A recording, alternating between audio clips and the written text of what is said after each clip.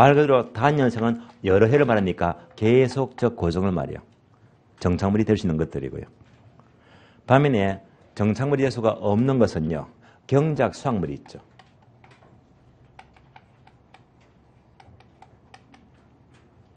그래서 가을철에 추수를 합니다. 벼, 배추 등 이런 경작 수확물은 어디까지나 동산에 불과하지 정착물이 될 수가 없다는 말입니다.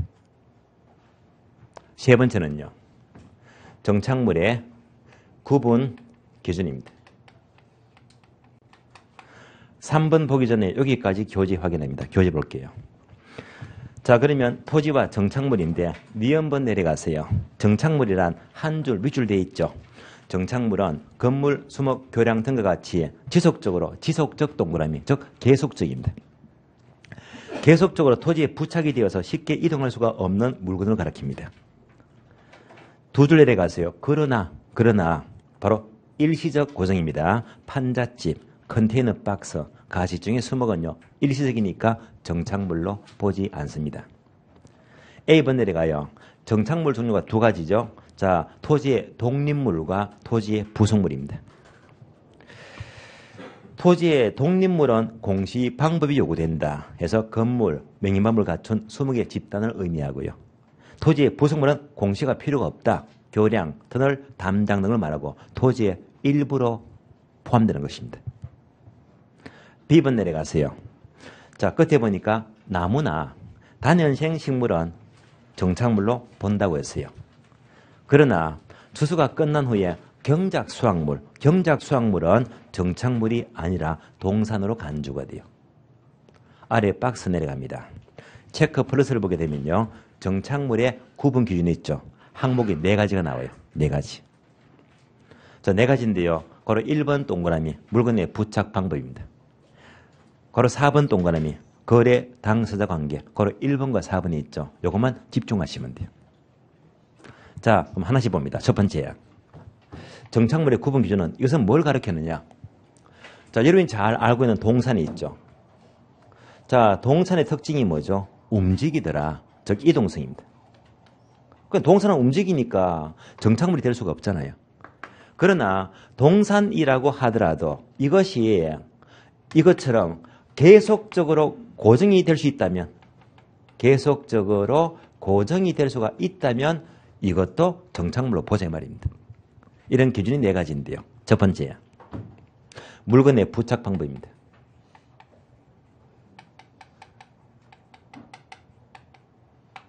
먼저 동산이라고 하더라도 이것을 설치하는데 건물에 손상을 준대요. 어떤 손상? 물리적 손상입니다. 물리적 손상을 주면서 설치하게 되면 이때는 바로 정착물로 봐야 됩니다. 즉 계속적 고정입니다. 자, 이런 예가요. 자, 이 그림 기억나시죠?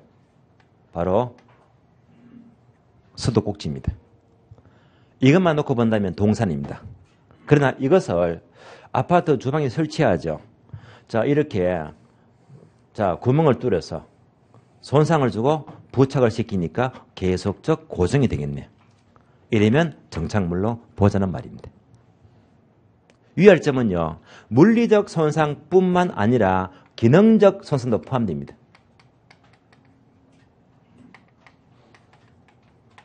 기능적 손상을 초래하더라도 정착물로 봐야 됩니다. 자, 예를 들면요. 바로 전선을 예를 들겠는데 여러분들 이사해 보셨죠? 이사하게 되면 아파트 살다가 이사하면요. 자, 가구를 전부 다 옮기잖아요. 옮기는데 그러면 아파트에서요. 큰 방 위에, 거실 위에, 천정에 전선이 막 얽혀 있잖아요. 전선. 그럼 이런 경우 있습니까? 이사를 가면서 천정에 있는 전선도 돈 된다고 다 끊어간대. 그런 사람 봤습니까? 없잖아요. 예, 없을 거예요. 만약 이 전선을 몽땅 다 끊어간다면요. 아파트가 재경영을 발휘 못합니다. 이런 것들도 정착물로 봐야 됩니다. 따라서 이런 경우도 정착물로 간주가 돼요. 그래서 전선은 절대 끊어가면 안 돼요. 두 번째, 물건의 설치 의도가 나옵니다. 그러니까 동산이라고 하더라도 그 설치 의도가 부동산의 가치를 증가시킨대요. 이렇게 설치가 된 것들은 역시 정착물로 봐야 됩니다. 자, 이런 예가 바로 임대주택도 임대주택. 임대주택에 제공되고 있는 가스레인지 있죠.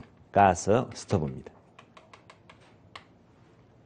예를 들면 도시형 주택을 지었습니다.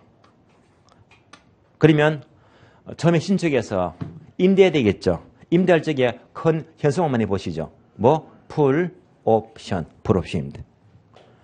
여기 세 들어오게 되면요. 최고급 가스레인지 또는 냉장고, 세탁기 또는 벽걸이 TV 자, 풀 세트로 제공한대요. 이렇게 설치가 된 것들은 임차인이 들어와서 세대로 살다가 나가게 되면요. 이런 것들은 가져갑니까? 못 가져갑니까? 못 가져가니까 계속적 고정으로 본다. 정착물로 본다는 말입니다. 세 번째, 물건의 성격입니다. 동산이라고 하더라도 그 물건의 성격이 건물의 용도에 적합하대요.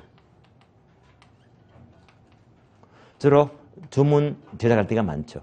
주문 제작입니다. 자, 이런 예가요. 바로 책걸상은 동산인데요. 동산, 움직이잖아요. 그러나 교회에 설치된 책상과 걸상은 말이에요. 교회 간당 갔더니 교회라는 데 어울리도록 책걸상이 있잖아요. 교회에만 어울리잖아요. 이런 것들은 모두가 정착물로 간주가 돼요. 네 번째. 자, 거래 당사자의 관계를 봅니다.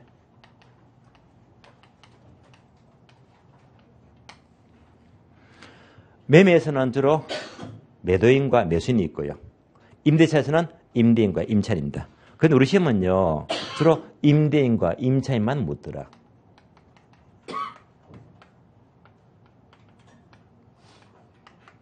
그래서 임대인이 정착물을 설치하고 그리고 임차인도 정착물을 설치한대요.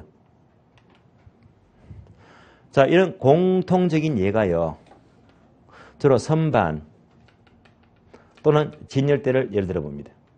만약 어떤 건물주가 내 건물이니까 임대인이 자기 건물에다가 선반, 진열대를 설치했대요. 이렇게 설치가 된 것들은 임차인이 마음대로 훼손할 수가 있어요, 없어요? 훼손 못하죠. 반드시 동의를 받아야 됩니다. 그러니까 얘는요, 당연히 뭐 정착물로 봐야 됩니다. 정착물이다. 정착물이 됩니다. 그러나 임차인이 세대로 와서 선반, 진열대를 설치했대요. 이런 것들은요, 임차가 다 끝나면요, 다 철거하고 치워주고 복귀를 시켜야 됩니다. 이런 것들은 정착물로 볼 수가 없다 이 말입니다. 그래서 우리 시험은 늘 나오는 것이 얘만 출제가 돼요. 임차인의 정착물은 정착물이다 아니다? 아니다. 요것만 집중하시면 돼요. 그래서 정착물의 구분 기준은요, 주로 1번, 4번 여기서만 주로 질문은 늘 묻습니다. 그러면 교재 확인해요. 1번과 4번만 보겠습니다. 1번요. 물건의 부착 방법이 첫 번째 줄. 부착된 물건이 건물에 아무런 손상을 주지 않고 제거할 수가 있다. 어떤 게 있죠? 벽시계나 액자.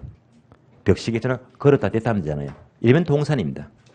그러나 손상을 준다면 정착물로 취급된대요. 이 경우에 자 방금 설명드렸죠. 물리적으로 아무런 손상을 주지 않고 제거할 수가 있다고 하더라도 기능적 손상을 준다면 기능적 효용을 제한한다면 기능적 손상을 준다면 이것도 정착물로 봐야 됩니다. 4번 내려가요.